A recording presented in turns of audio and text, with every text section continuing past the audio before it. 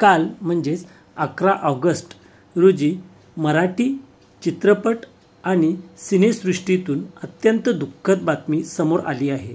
अनेक मराठी चित्रपट, मालिका आणि नाटकांमध्ये काम केलेले ज्येष्ठ अभिनेते विजय कदम यांचे आज पहाटे मुंबईत निधन झालं आहे। विजय कदम गेल्या अनेक वर्षापासून कॅन्सरशी झुंज देत होते आणि त्यांनी त्यावर मात देखील केली होती। मात्र त्यांचा कॅन्सर पुन्हा बळावला, त्यामुळे त्यांना पुन्हा मुंबई येथील अंधेरी येथील रुग्णालयात दाखल करण्यात आले होते। मराठी चित्रपटसृष्टीतील ज्येष्ठ अभिनेते विजय कदम यांचे आज पहाटे निधन झाले। विजय कदम 1980 आणि 90च्या दशकात प्रचंड लोकप्रिय होते। विजय कदम त्यांच्या अष्टपैलू अभिनय क्षमतेसाठी ओळखले जात असत। त्यांनी गंभीर भूमिकांप्रमाणेच विनोदी भूमिकाही केल्या, त्या मोठ्या प्रमाणावर गाजल्या। विजय कदम यांच्या निधनाच्या बातमीनंतर संपूर्ण कलासृष्टीतून हळहळ व्यक्त करण्यात येत आहे। मराठी सिनेसृष्टीने एक मोठी हरहुन्नरी कलाकार गमावला असल्याची भावना सिनेसृष्टीच्या कलाकारांनी व्यक्त केली आहे।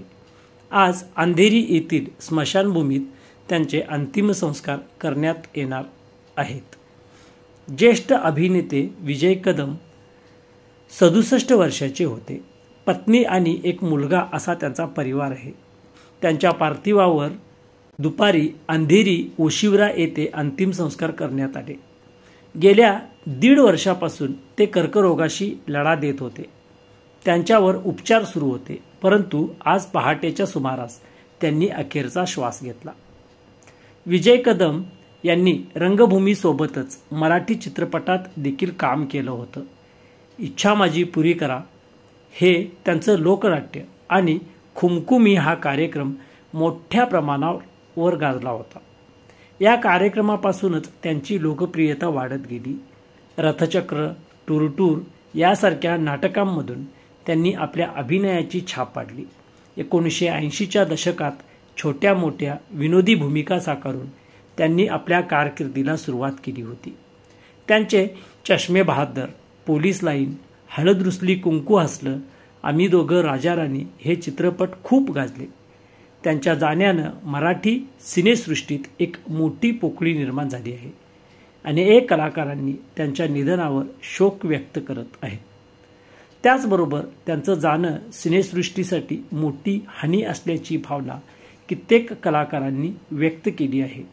अशा विजय कदम यांना PSM व्हिडिओ ब्लॉगचा अखेरचा मानाचा मुजरा आणि भावपूर्ण श्रद्धांजली।